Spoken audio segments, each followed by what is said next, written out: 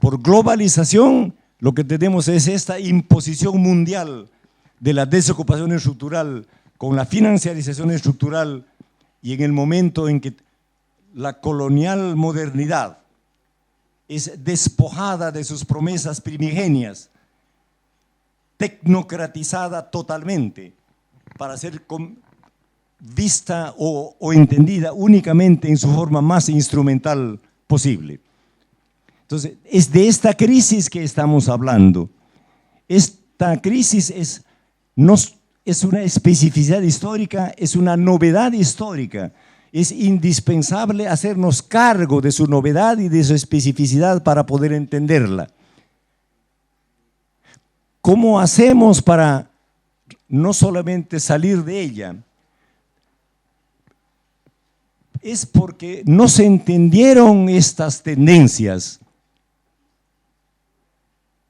en los núcleos dominantes de los rivales de los que controlaban el capital internacional, que fueron derrotados.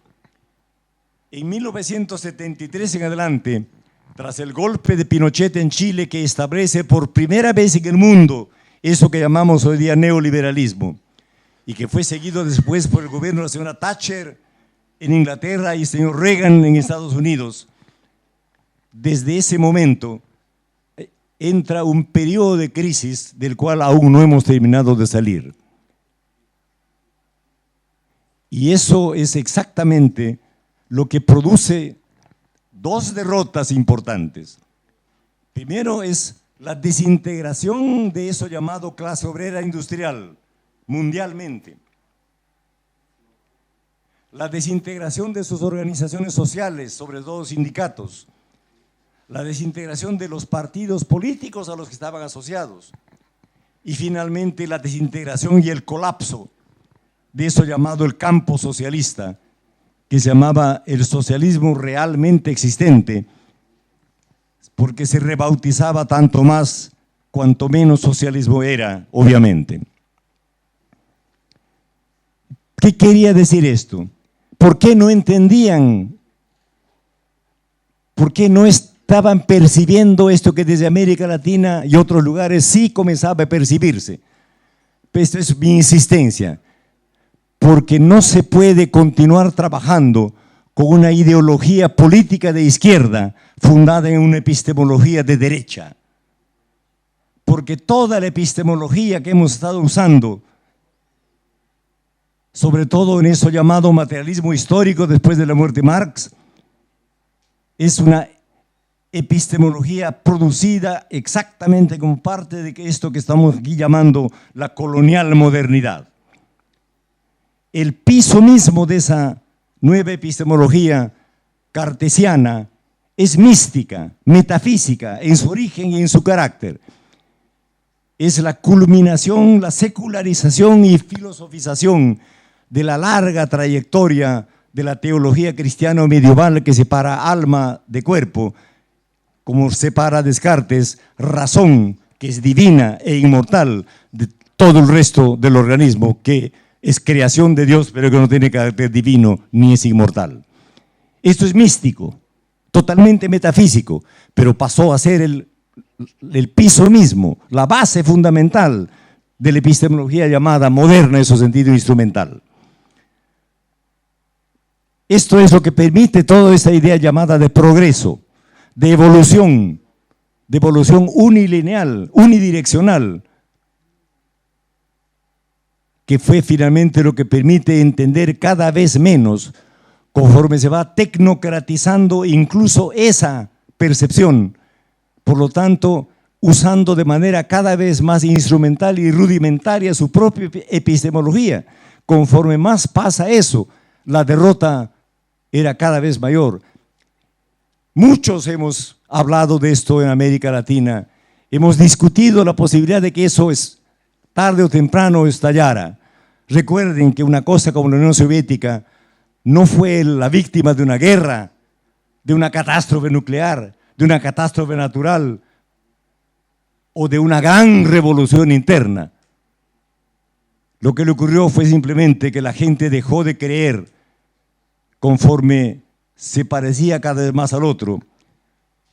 Conforme se asociaba al otro lado para la derrota del enorme movimiento minoritario pero real de una población joven que comenzaba a luchar ya no solo por la liberación de la explotación del trabajo, sino por la liberación de ámbito por ámbito de la existencia social, en el sexo, el trabajo, la subjetividad, la autoridad, eso llamado naturaleza, y finalmente la comunicación.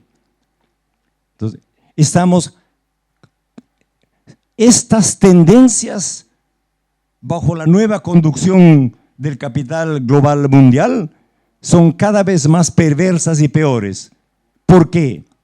Porque la resistencia está comenzando y por esto el patrón de poder es cada vez más conflictivo y por eso es y va a ser cada vez más violento. No podemos usar sus mismos términos, su misma epistemología, su misma modernidad colonial para resistir o salir de allí. Requerimos y estamos exactamente recomenzando otra, y de esto se trata. Por eso la respuesta a eso, cuando nuestros compañeros del movimiento indígena latinoamericano vuelven a proponer el buen vivir o el bien vivir, se trata de otro proceso, de otra perspectiva. No es por accidente que esto ocurre en América Latina, porque América Latina es, como insisto, el lugar original, el espacio original, el tiempo inaugural de este patrón de poder. La población que llamamos indígena es la primera población indigenizada del planeta, porque la población indígena existe en todo lo que se llama el sur, pero también en todo lo que se llama el sur de todo el norte, es decir, existe hoy en todas partes. Y por obvias razones fue en América Latina en que ocurrió la primera resistencia de formulación. Los términos bien vivir, que hoy día se popularizan como buen vivir, pertenecen a Guamán Poma de Ayala, eso es 1612. Porque es aquí donde comenzaba la primera gran resistencia. Fue derrotada, fue enterrada y reaparece ahora, por eso digo, no por accidente. Entonces, a este proceso de resistencia, a este proceso de abandono del horizonte de sentido que llamamos la colonial modernidad, a este proceso de abandono de la epistemología mística,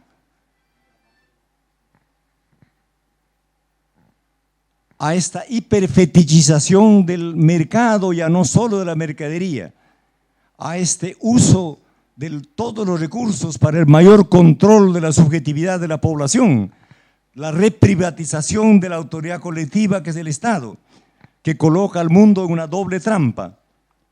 La mayor parte de la población del mundo no puede vivir solo con el mercado, tiene que aprender a vivir también sin el mercado. Vive con mercado y sin mercado. Nadie puede vivir sin Estado, pero con solo el Estado tampoco podría. Vive, por lo tanto, con Estado y sin Estado.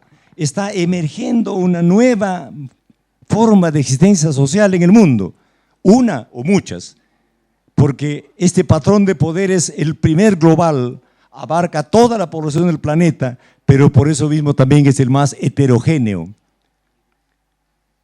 No se puede combatir con sus propios términos, sino saliendo de ellos. Esto es lo que significa la descolonialidad del poder. La descolonialidad del poder es, por lo tanto, una nueva forma de resistencia que por primera vez plantea una genuina alternativa histórica. No hay nada que nos garantice el triunfo, pero esta es exactamente la instancia, el momento de la opción para todos nosotros. Muchas gracias a ustedes.